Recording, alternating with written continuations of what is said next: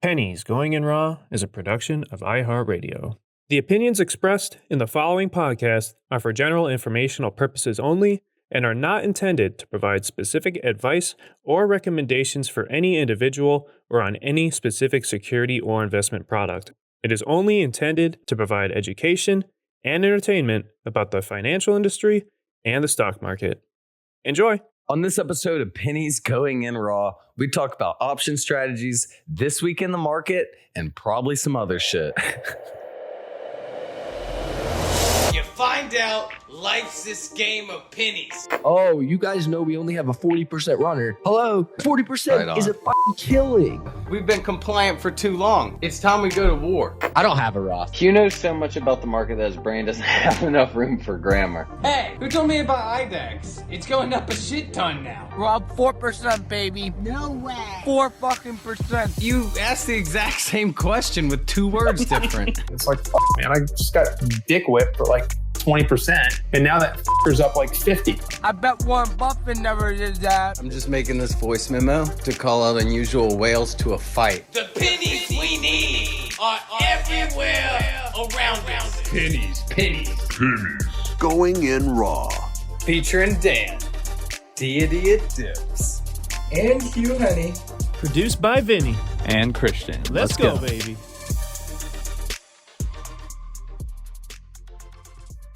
Welcome back to another episode of Pennies Going in Raw. Today is Sunday, December the 19th, and this week in the market, I think you could take one look at Twitter and realize it was not the best week in the market. I mean, all you saw is people saying, have you ever had, went to a blackjack table and all your cards are 18, 19, 20, and they get 21 every time? That's how this market feels. Every time you see this market, you see green, you need to take it. What was up with it this week? I don't know. Listen, as far as large caps go, this week smoked a lot of people. This was this truly what we're seeing into the end of the year. In small caps, I think we really saw the last 3 months, we really saw a good wipeout. Like if you held down some of these names and you didn't have the correct risk management, I mean, you truly lost 70, 80, 90% of your account. Like that's just a fact. And then now what we're seeing with large caps is a similar like kind of wipeout where it really like there's such a disconnect and the chop is so real that that you're seeing a lot of people who are getting wiped out of it because the moves just aren't the same. The moves aren't sustaining. The moves are a bunch of head fakes, and it's really tough out there. And like this sounds so cool every time I say this, but I don't hate that. I don't hate the wipeout because at the end of the day, I paid my market tuition. You need to too. Yeah, I mean, kind of. You know what I mean? Like it kind of works out to the fact that, like, listen, we need these cycles. We need these cycles because some of those layup trades where I want those layup trades, and if they get overcrowded because there's 2 billion retail traders, COVID traders, then like I might miss some of those layup trades, and some of those layup trades can be 15, 20 grand. Fuck. Some of those trades can be 300 grand, 500 grand. So we need these cycles. And there'll be a time where a bunch of retail traders have a big influx again as well. It's literally like the NFL, the player. I mean, the GMs stay the same. The coaches, the good coaches stay the same. But the players are pretty much an in and out cycle. Or actually, college basketball is a better thing. Like the players are just on a cycle. They're here for a year or two, and then they either make it to the big leagues or they're or they're going to be 4-year players, and they'll be selling insurance. Yeah, exactly. So I personally like I feel like we try and stick to the positive, and the whole reason that we did this podcast is to break down that barrier of entry. But if you don't listen to this podcast, you don't have the proper risk management, I'm okay with you getting smoked a little bit, Yeah, but none of our listeners are going to, because no, that's what I'm saying. If you don't listen to this podcast, then you can be part of the cycle. So ALZN, we had the data we thought we'd get. It took a little dip from where he first mentioned it. But how did you think that played out? Like, what were your thoughts on that? Yeah, I think so. They got the good news. The only thing is that it seems like a sell the news event, and it seems like a sell the news event. Yeah, I mean, like, because if we're gonna like give a price range for it, like, so we mentioned it around 3, talking about the data, and it was dipping to around 290. It hit 250, 260. The data came out, and it goes all the way up to 320 for a nice little 40% whatever gain. I'm not doing that math, so if you want to correct me, go for it. But yeah, you want to go for that little explanation? Yeah. So basically, and that's the thing is that part of this is that it had a good run up into the news. And so even though it got killed from highs, like we talked about, absolutely slaughtered, the thing is that there's a lot of bag holders in it. So it previously hit like 315, like what was it, a week ago or 2 weeks ago? And then on that news, that became huge resistance. And at the end of the day, fundamentally, it's only a phase 1. Like this isn't like there's still a very long road ahead of this trial. And at the end of the day, it had bag holders. And in my experience, I'm gonna say that probably the bag holders were just excited to see it pop and just wanted to take some gains out. So that's probably the way that I look at it. Hey, listen. Congratulations to the company. It's a great first step. Shout out Todd Alt. Yeah, I mean, there probably is some more catalyst down the road that can be played on this. I mean, this is cool. If they can truly get something going, phase 2, phase 3, then who knows? Because like we talked about, I mean, some of the comparable companies are trading at like 2-3 billion. I mean, they're still like a $230 million market cap, I think it is. So, I mean, they have a lot of room to grow. I think it's just one of those things like the market has to trust it first, like they got to get by that phase 2. They got to get some cash involved. Maybe if something like a bigger bio came out and kind of gave them cash for the clinicals or something, like that would give the market trust, if that makes sense. Yeah, actually, a fun fact, Todd Alt asked us to hang out in Vegas and get fucked up with him, but I had far too much ALZN to get any insider trading charges for something like that. So we wait, really you guys are gonna hang out? No, he asked us to in Vegas, or at least he asked Zach to. And I think I saw that on Twitter. Yeah, right? yes, but I had too much ALZN to have my opinion swayed. Yeah, I don't know if the lawyers would like that. Yeah, so we just let that one slide. Sorry, Todd. Hey, but I sold it now. Well, it's a good bit of it, I'll be honest. I slept a little late during the catalyst. Yeah, she almost went red. Or I think she went red for like a second yesterday on that good news.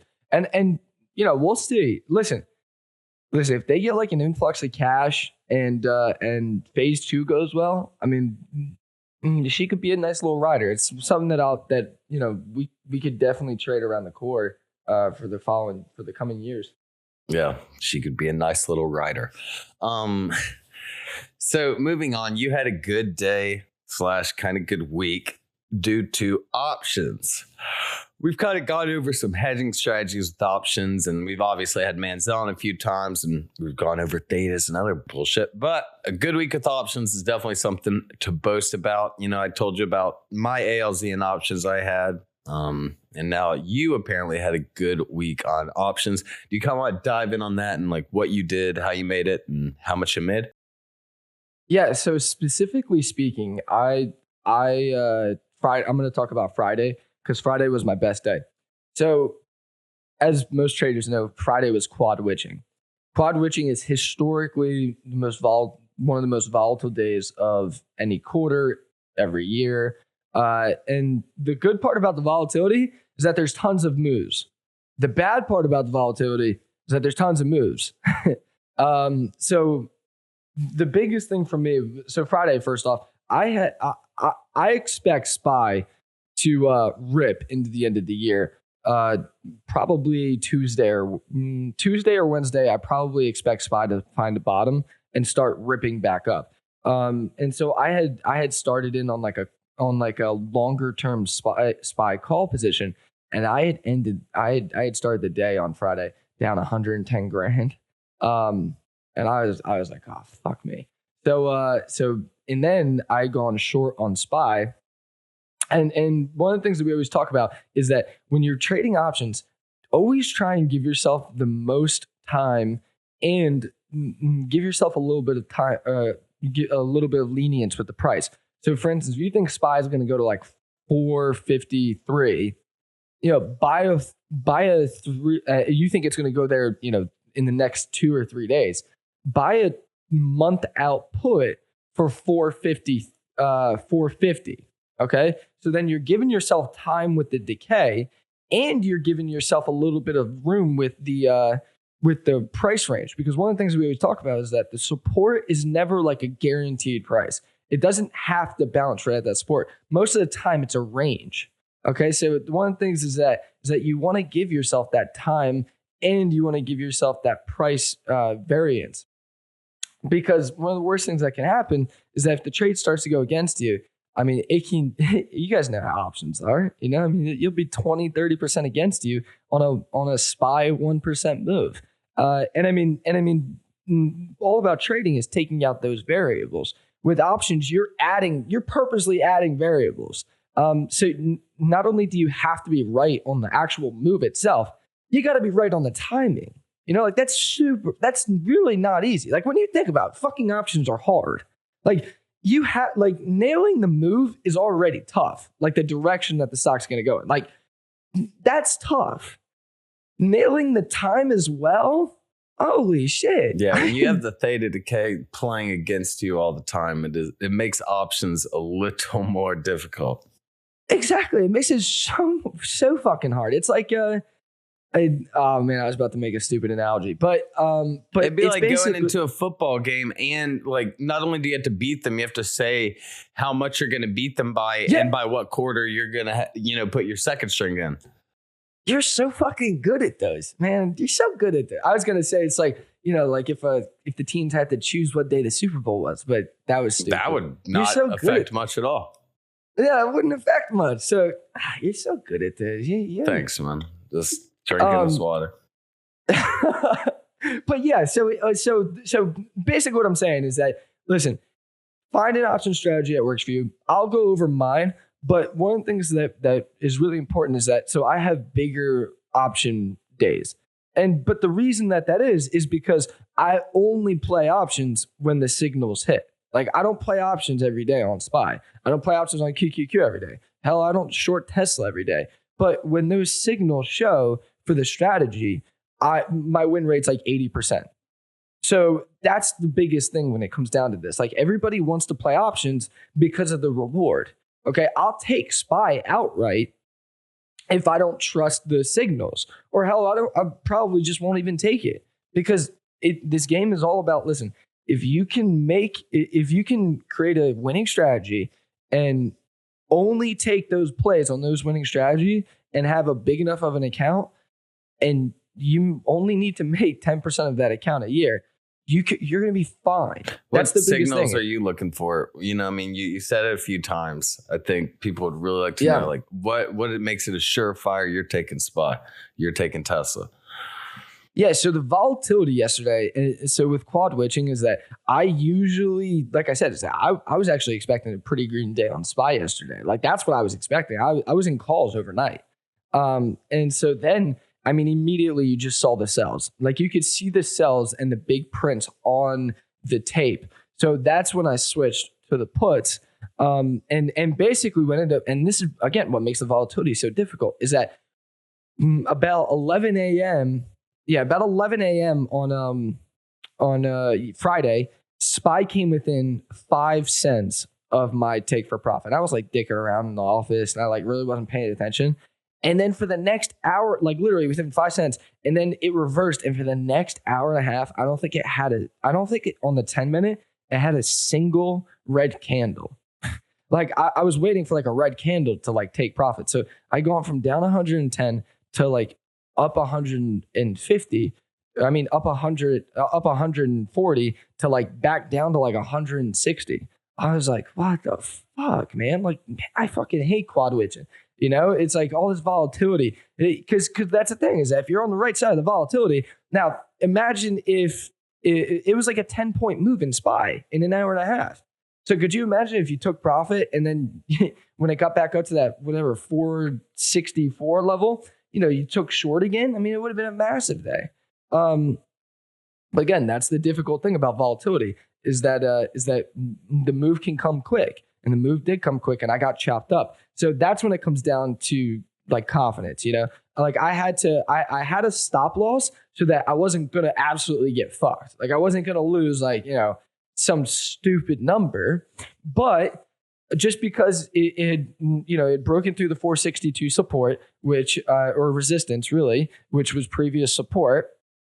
And I said, okay, I'm going to have this stop at like 465, and that's going to be it. I'm going to call it a day right there. And it never hit there. And my biggest thing with options, and this is why, you know, I really only take the options when necessary, because I'll be adding to them. Like I'm the type of person when I see the option down 35% and it's going against me, if it doesn't hit my stop yet, I'm adding to it.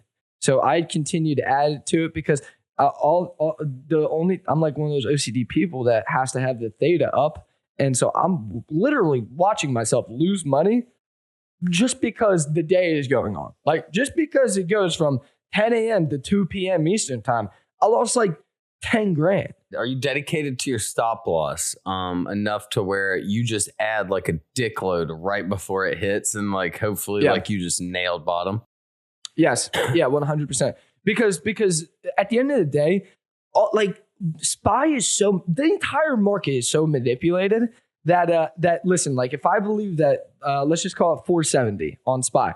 If I believe that 470 on SPY, that they're trying to take stop losses out, I'll have my stop loss at like 470.20 cents. Because what ends up usually happening is that they wick through, you know, a quick stop loss rate. It's the same thing like small caps. Wick it through like a stop loss rate, and then they bring it the other way. And I mean, if you look at SPY, I mean, listen, there was, I mean, SPY, I was red on the entire day by like 90 grand until the last 10 minutes on Friday. And then everything came in. I mean, I was short Tesla. That was like basically hanging around my average. Like I said, is that I had QQQ puts, I had SPY puts, and then everything came in. So is QQQ the only stock that actively pumps their stock through commercials? Yeah, dude. I mean, you see it all. I'm like, how is this happening? I think NAS treats themselves as like the Ferrari, like our customers aren't the ones that are on the couch, right? Isn't that what Enzo said or something? Like we don't do commercials because our thing is like a Wendy's commercial, get my ass in the fucking car immediately. But like a Ferrari commercial, I'll be like, what a waste. What a waste. I'm like, oh no, but this 10-piece spicy nugget combo is a move. Get you excited? Mm-hmm. Replace the fries with chili. Felt like shit for a day and a half. So, but yeah, so as far as options go, it comes down to confidence, having a hard stop. And that's where that fake confidence I don't want to call it fake confidence, but like, listen, like stuff gets tricky. Truthfully, I had a pretty big position at one point because, I felt, the signals were hitting. I felt like SPY was going to sell off. I expected SPY to continue going down all day, and it chopped me, which is fine. That's part of the game. Like, too many people aren't comfortable with red, and that's where you got to be comfortable with red. Like, there's just no other way to put it. If you're not comfortable with red, then I don't know what to tell you. That just means that you have to nail every move perfectly, which, if you figure out a way to do that, congratulations. Yeah, fucking DM me immediately. Immediately. Yeah. Like, stop listening, pause this shit. Yeah, exactly. Rewind to wherever you heard an advertisement, play that again, and then DM me. Yeah. And then the other thing that I took was the Pfizer put. I'd taken it Thursday night overnight. Pfizer has really been on a tear because of all the vaccine news and all the vaccine media and shit like that. And And I had actually traded Pfizer. My biggest trade, my second biggest trade last year was on Pfizer calls for the vaccine. I mean, I had been swinging calls for like 3 or 4 weeks at that point, and I mean, I'd made like 1,000%. I thought I was an options god. I thought I was gonna get in trouble for like, you know, like I thought the SEC was gonna be like, damn, he's too good. He's got to know something. You know what I mean? And he's got to know something. It's just my inflated it's like ego. Zach getting flagged for reselling at Louis Vuitton just because he's buying too much shit. yeah, he's too good. So all right, hey, I know I'm gonna get laughed at for that part, but whatever. But dude, so I taken, had my 17,000% option gain on the AMC day, dude. The options can be incredible, man. Like I was up 250% on my ALZN options whenever I was above 3. Obviously, I'm a scalar outer, but now those are definitely not up 300%. See, that's the thing is that I love options, but like I remember I was trading XCLA. You gotta sell your fucking option. Like that's the thing. Is like you just gotta sell the option. Like you can't. Hey, dude, in January these may be up 7,000%. No, they'll probably be worth fucking nothing. Let's be for real. That's the thing. Is that, like, what's the percentage of options that expire worthless? 95%. 95. I'd say more than that. You know, I guess there's puts and calls, so I guess like it's probably like 50%. But you know, zero sum game, whatever. But no, I mean, I think the thing with the options, like, man, you can take your profits and everything, but it's just always better just to sell them all because you're going to be waiting for that expiration date, and that thing is just going to be looking at you dead in the face, worthless for a month and a half, reminding you of how dumb you are. How dumb you are. You dumb you fuck. You can't sell it. No one's buying it. I mean, no. I have an option that expired yesterday. Nobody would take it off my hands for 5 cents. Oh, dude, I got some expiring in March that are gonna be. Dude, buy super cuts. I'm still trying to save super cuts, man. How's he going? Which not good. Not good. Yeah. So she's got to do a few more haircuts. Yeah, she needs to cut a lot of hair, dude. We may need to hire some different barbers. But and then the last option that I took was, like I said, was the Pfizer overnight. So I know Pfizer pretty well. I had taken I got that shit in my body. Yeah. What do I think I have Pfizer too. Yeah. And so basically, Pfizer's been on a tear. And fundamentally, I don't know if it should have been up there. They had this investor call on Friday to talk about the Omicron or whatever the fuck. Am I saying that right? Omicron? Yeah. The Transformer. Where does that name come from? The one from the Megan Fox, the Transformer movie, Transformers 2, and the one where they all combine together. Yeah, it's Omicron. Oh, hey, Spider-Man, save AMC. Spider-Man just came out. Oh shit! I thought AMC I saw people bitching about AMC. It's crazy that people are still holding that. It's like I can't. That is such a wild thing. I mean, I didn't hold it through 75. Trust me, I wish I did for my 2 average. Oh, me too. But it doesn't fucking matter if you're still holding it. You know, like what's it matter if you're still holding this thing from 75 down to, I think it hit like 23 the other day. So it's like one of those things where like, yeah, great. Like you held it to 75, but then you didn't sell it. So what the fuck does it matter? Like it's not like you just hang that on your on your wall, you know? Like what is this thing trading at? This thing is trading at 29. It hit 23.55. It's crazy. So anyway, overall, like I said, the Pfizer position, it was running into that conference. I felt like I really didn't feel like the conference was going to say anything like mind blowing that we already didn't know. And as we know with most of these, honestly, most conferences inside the market, you know, they don't say anything mind blowing. Yeah, because retail traders all like they hype up what the conference is going to be about, knowing damn well they don't know shit. Yeah, so like Pfizer was up like 2 billion on like absolutely nothing.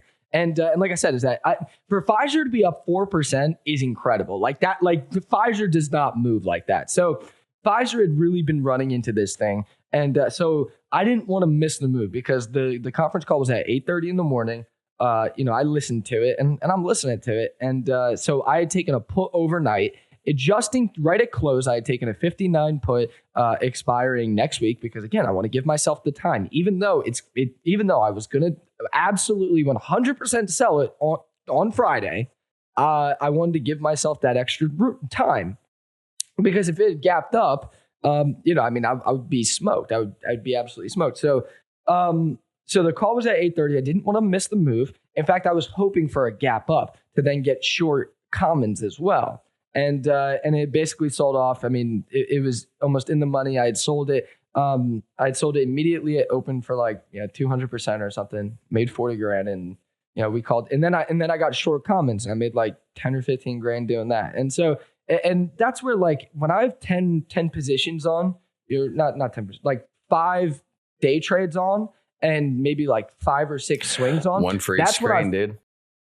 Basically, and that's when I feel best that I'm at my best trading. Because when I have a bunch of day trade opportunities, I'm not super sizing. Like the Tesla short, I didn't make crazy money, but when it started to go against me, I didn't quiver, I didn't shake. And same thing with Pfizer, Pfizer, I was happy with the gains because I knew that I had 6 more opportunities that day to make some money.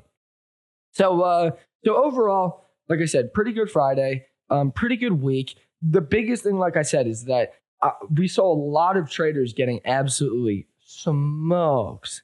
And listen, if you got smoked, I mean, I got probably 15 DMs this week that people Willie lost Meat 40, Sauce 50% has probably of their messaged you 62 times. Dude, I lost $7,000 today. You're up 1.5 million, Willie Meat Sauce. Shut the hell up. I love Willie. Willie, for fuck's sakes, man. If I had lost $7,000, the one day I was down the same day that you were down 7 grand, I was down 98 grand. It just comes with the game. It comes with everything. And listen, do I like losing 98 grand? Would I rather go buy a fucking Corvette? Yes. Yeah, you don't even have a car. You should just not trade one day and just buy a car. No, dude, I'm trying to buy plots of land. And I'm trying to, dude, go to Earth 2. Fucking, I'll DM Gates right now and we can buy NFT land. Oh my God. I think PJ was even telling me, he's like, dude, this one piece of land I got on NFT, it's super valuable. It became a hot spot. And I'm like, sick, dude. But see, that's the thing is that well, yeah. So, but what I'm saying is that the plots of land are I don't know, what are you buying this plot of land? In New Jersey. I'm just fuck it. There's probably cheaper plots of land. I'm telling you, man, Atmore, Alabama, my parents may be selling some land there. Oh, yeah? Yeah, dude, look. Hey, you guys got those nice white columns on your crib? Those are those big ass, what are those, 75-foot columns? Yeah, dude. Those are, yeah. A 10,000 square foot house in Alabama will only run you 300 cows. It's not 10,000. Don't, Mom, sorry, I'm not flexing you. I'm not overdoing it. It's a 5,000. It's a nice home, but no. 5,000? That's double. Mom, what the? Dude, Mom. Middle of nowhere, Alabama. Trust me, dude. All there is to do outside is climb trees and swim in a pond. You hear that, Mom? You should have been a pharmacist. You could have had a 5,000 square foot home. What was I going to say? But yeah, so the Pfizer ended up working well. I did want to gap up. Tesla short worked well. And like I said, overall, I feel really good when I have 5 really good day trades on. But overall, listen, if you got smoked this week, if you got smoked this month, relax, take a deep breath. In fact, take the rest of the month off. Just enjoy the holidays. It's going to come super low volume over the next 2 weeks. And, listen, I'm going to be building a SPY call position probably starting Tuesday or Wednesday. I'm hoping for 1 or 2 more gap downs in SPY. Maybe a flush to 452, 453 wouldn't be bad. But overall, take the rest of the fucking month off. Listen, we're only 3% off highs for SPY, but the disconnect has been huge. The chop has been huge. The volatility has been huge. So overall, just this kind of plays into the whole January is a penny stock, small cap, hot market. Yeah. Well, they're beaten down right now. it's like, do these last 2 weeks, is it time to build a position or just wait for those, wait for bottoms more? I mean, if you're talking specifically small caps. Yeah. I mean, like if January is always this hot market for small caps and penny stocks and stuff, it's like, it seems like it's playing into that narrative. And is it time? Do we want to get a head start among? There's only 2 trading weeks left. Do we want to like get that started, or do we wait for January? No. So that's what we talked about last podcast. Is that like we added DATs in games. I mean we're up 9%. So we were down actually. We were down like 2 or 3%. So if you caught those bottoms, I mean you're up like 12%. So congrats boys. Let's keep the gains trains rolling.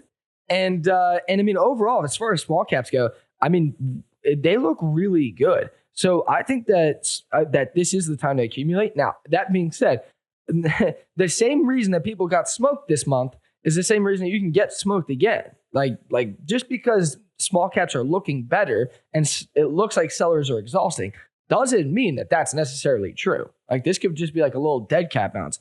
If you guys don't know what IWM is, listen, you guys got to follow the Russell 2000. It's like 90% of small caps are in the Russell 2000.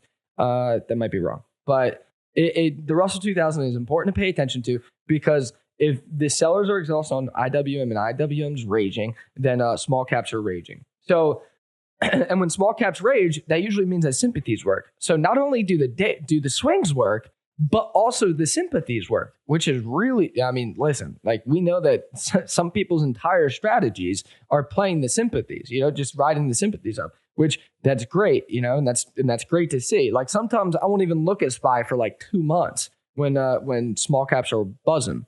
So I'm hopeful. I have about 30% of my entire account on the street into small caps. But I'm gonna wait. What? Go ahead, say something. No, I'm about 30% too, man. I gotta pay. We gotta pay taxes, brother. Yeah, no, I don't want to do that. Well, yeah, but we make too much money from the podcast. We're gonna have to pay so much in taxes. Yeah, I make so much money from the podcast. I'm about to commit tax fraud. So, yeah, he's kidding, IRS, because we have a business together. So he's kidding. For legal purposes, he's kidding. I'm not paying shit. So I'm excited for small caps. I think it's okay to accumulate things like ANY. I wanted to grab some of that. That teared. Like I said, I have DATs, I have game, I have some of the IPOs, I have some other swings, and I think that like it's okay to accumulate. Just don't get too big. Don't blow your load before we know for sure, because a lot can happen. Yeah, she may not come over if you blow your load early. Again, it's like you want, respectfully. She might feel it, yeah.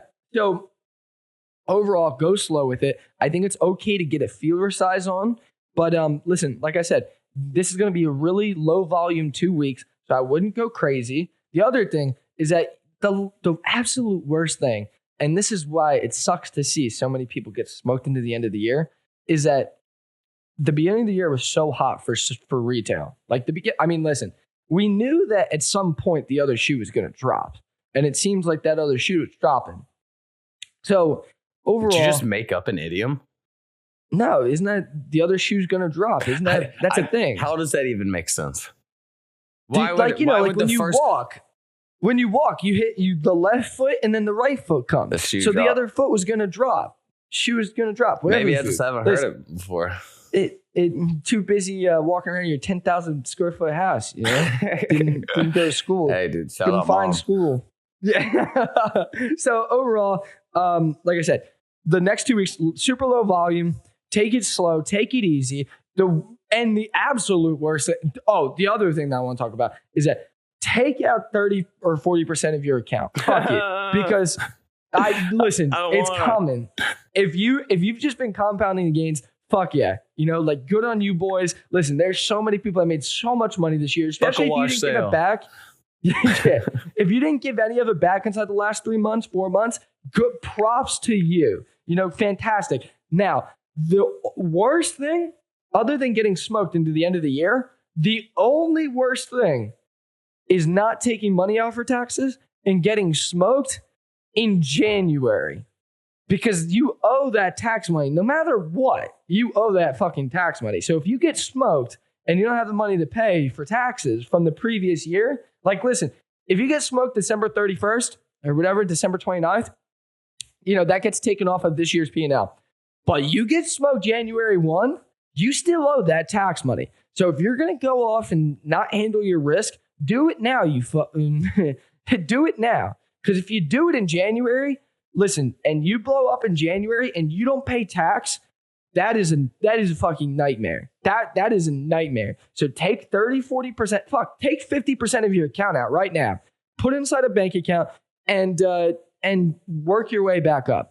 Because I'm telling you right now, it'll happen. It happens. In fact, it happens more often than you think. So do it. Just fucking do it. Take out 50% of your account. Put it in a bank account. Let it grow, 0.004%. But at the end of the day, you're not going to fucking lose it. All right. Well, last thing. We actually have two things. My favorite segment of the year is coming up in a few weeks. The FinTwit Awards, Awards ceremony with the hit categories of Call of the Year, Worst Call of the Year, Best FinTwit Moment of the Year. And there's been so many. I feel like, dude, every year Stan wins like craziest move, craziest something, dude. Did he just say that award? Yeah. Dude, I think it should be the Stanley Award. I don't know if he goes by, you can beep the last name out. The Stan the Man Award. Last year it was obviously the big shebang with him in this Discord. And then this year, the LTNC, like the email to like trying to get a job there. So like wild. Dude, how wild is that? That was the wild. And dude, okay, it wouldn't have been so crazy if like it wasn't a lawsuit where everything was outlined and it was just like, yeah, what? And you're like, this is it's all like real. It's like we watched a TV show and it's like I literally feel like we just watched Succession just on the dude, I'm on Tinder like telling girls, they're like, what are you talking about? I'm like, no, but he sold his position. It's like hydrogen water and goats. And they're like, what, Dan? Like Tom Brady. Yeah, Tom Brady. And they're like, I'm blocked. I'm still messaging. Yeah, it's fucking wild. The CEO is getting in a fight with me getting in a fight with us on Twitter. Dan's texting me on the side like, bro. I'm like, dude, like, can we not? Dude, and the thing is, like, there were so many people mad at us for being like, yo, LTNC may stink. And everyone was like, no, I remember that phone dumbass, call. Like, y'all suck. And I'm like, okay, whatever. Y'all drink this fucking PGIR. canned water. Yeah, dude, like, give me a break. So we got that coming up. No, fuck, we're not rounding back to LTNC, dude. Look at the chart and you can fucking tell me who was right. You tell me if it's gonna be $10 by December, Shar. But you tried to get me kicked out of school the month that I was fucking graduating college. Yeah, that was crazy. She was literally like emailing his college and making like petitions to get Hugh kicked out of school for cyberbullying. 5 days in a row. Yeah, 5 days in a row. She called and said the first day was like cyberbullying. The second day was like being a misogynistic asshole. The third day was like a hate crime. By the fifth day, they were worried for like my safety. Yeah. The tables turned real quick. But hey, listen, we got the college degree, baby. Yeah, we got it, man. So now he can get a job. All's well that ends well. And lastly, the pre-sale for the calendars ended. We sold. Dude, this was my best idea ever. I said I'm going to get rich off a calendar. I had this idea in July. Now I just needed someone smart enough and good with graphic design to make it. And shout out Christian for doing it. We sent him to Mexico. So he's on his way to Mexico when this comes out. Yeah, we sent him to Mexico. I mean, we allowed him to go to Mexico. Okay. We didn't pay for it, but so we allowed him. I was hoping we'd send him to a sweatshop and just have him fucking working all the time. Hey, listen, what do you think we're doing the beginning of the year? You know, this is like his last little free shebang, time. Yeah. Sending him to a basement. We're clearly not working him hard enough. He got a 4.0 in his junior year of college. I know. If he gets a job, I'm going to be disgusted. This is his fucking job. Yeah, exactly, dude. He's not going nowhere. I know, dude. I'm telling you, I'm gonna put Molly in his mailbox and just call the cops on him so he can't get a job. Dude, you know what we gotta do? We gotta buy the business building and force them to just gotta frame so a that crime. he never leaves. Yeah. I'm telling you, did we frame a crime like bad enough? No job will want to hire him. I'm sure like we can figure it out. But yeah, we got this 2 calendar. felonies? Oh yeah. Yeah, 2 felony. We'll get him 1 felony, get him on probation, get him another one. So it looks like, wow, he really can't get his shit together, and that'll be good. That's good. That's good. Yeah, trust me, dude. Someone who's been arrested. Fuck him. Oh, dude, I had something like posted about me getting arrested, like my mom paying $10,000 for a lawyer charge, and someone's like, "Why did she have to pay $10,000 for a lawyer?" And someone came out of the woodwork saying like the craziest allegations, like the worst things ever. And I was from like high school or something, or like just someone random. No. It was a guy lying. He was like, "Oh, dude, from a small town. Trust me, I know." It's just a crazy. It was a drug charge. It wasn't anything wild. Yeah. He was saying something. Just like disgusting things. He was like, "Yo, this is this." I'm like, I didn't respond because I'm like, I'm not giving that attention. But I was like, fuck, wow, man. I was like, damn, I hate being a micro internet celebrity. People just make up whatever they want. We're Z-list. I consider us like Z-list. Like, you know, like people's like, actually, it's still weird. Like when people stop us, because I never know if they're stopping us for like the podcast or like they're stopping me to like punch me in the face because like maybe I bumped into them. Because Tough Built didn't work out well. Whoa, wait. Hey, listen, Tough Built. Hey, if I ever have enough money, I will fucking buy Tough Built because they have everything to be good. They're just, I honestly feel like the management is just incompetent. They don't know what the fuck they're doing. They just don't know how to run a business. I could take that company to a fucking $1 billion company. I'd easily. They got so many damn SKUs. Cut down the fucking SKUs. Focus on shareholder value. You don't know what you're doing. Put me on the board. Tough Built is the next Lowe's, dude. Fuck and that. Supercuts is the next Walmart. So we've all got bags and we're all holding them the same. Mine are just under my eyes. If the CEO of Tough Built listens to this, I'm coming for your job. Chairman too. Yeah, Chairman, dude, if a CEO of a Hugh company is listening to our podcast, they have a lot of other issues. They're like, what? How can we? They already know what happens when they come on the podcast. They're stock tanks. Whoa, hey, what the fuck? Don't put that into existence. We have Bezos coming on next week.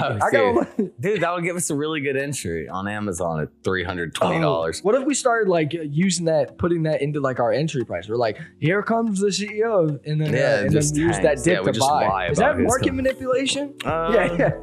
You know, at this point, you know, it's all a gray area, man. We're just it's all gray. Hey, maybe one day we'll get Gary Gensler on, the SEC guy, the chairman. Speaking of market manipulation, how about Gary V and his NFTs? Like, no one talks about NFTs. Gary's like, NFT. If you're not buying an NFT on OnlyFans right now, you are an idiot. Look your mom in the face. Shoot her in the face. Now you realize why you didn't buy an NFT? Exactly. Fucking listen to Pennies Going in Raw. Weekly basis, twice a week. Wednesdays, Sundays. See you on fucking Wednesday. My Twitch would be so bad if I ever met Gary Vee, because I'd be like, what's your name? I'd feel like you wouldn't even be able to like answer. Like I would just start like fucking, my eyes would just start like E.T. go home. Like it would be nuts. Yeah, dude, I can't imagine like, that was a wild move. Okay, well, boys. What have we been talking about? I don't know. Who cares? It's our podcast. All right, boys. Well, we hope you all have a fantastic holiday. We will still be dropping episodes. We'll probably drop one on Christmas too. The day after Christmas. Call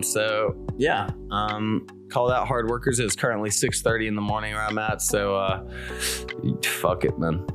Grind hard. Live every day. Grind hard, baby. Rise and grind, baby. All right, boys. All right, yo. See y'all. See you Wednesday.